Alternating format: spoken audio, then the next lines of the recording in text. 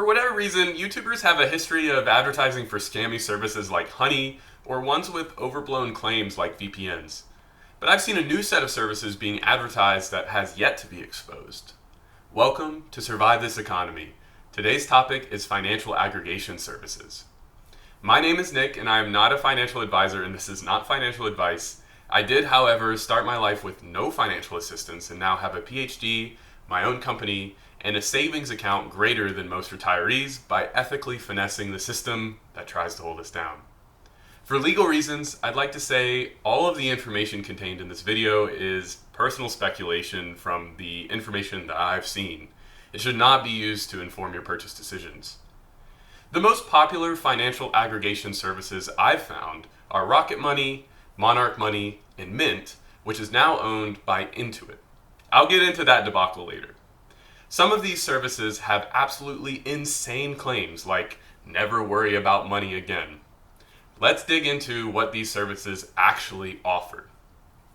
The two major advertising strategies of these companies are, one, to have a pretty interface to track your finances, and two, help you find and cancel subscriptions you don't need.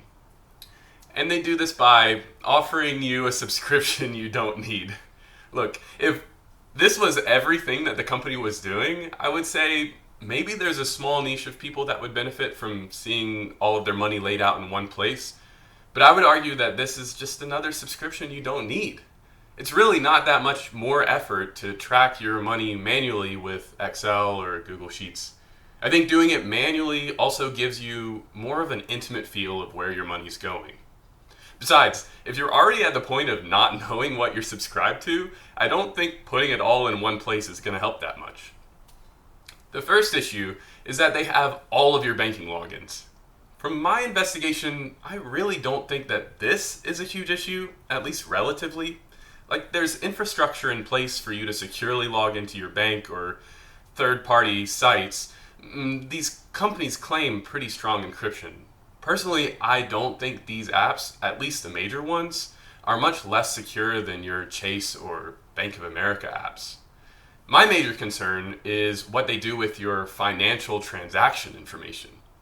Rocket Money, one of the most popular ones, clearly states in their privacy notice that they collect your contact details, account balances, bank information, transaction history, and credit card information, and share this information for joint marketing with other financial companies, which are unnamed.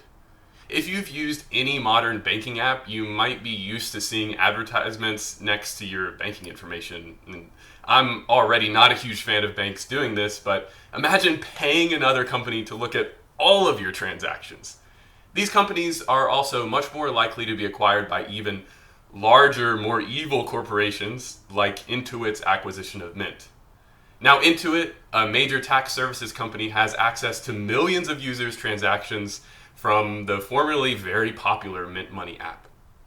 So, what about it? Should we even care if these companies have just a little bit more of our information? I mean, Facebook allegedly listens to our conversations to serve us targeted ads. Can it really get any worse? And maybe some people even like targeted ads. Wouldn't you rather see an ad for something you want than something you don't want? I think a lot of our increased cost of living comes from this vicious cycle of products with better advertising selling more units, which gives these companies more fodder to make better advertisements, which only enriches the already rich.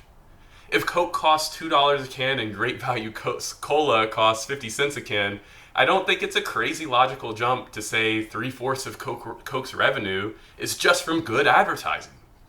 This is just scratching the surface. Do you really want corporations, and maybe even governments, having access to your purchase history for contraceptives or pregnancy tests? Or health insurance companies to know what over-the-counter medicines you buy? Or banks to use algorithms to see how responsible you are with your purchases before they approve a loan?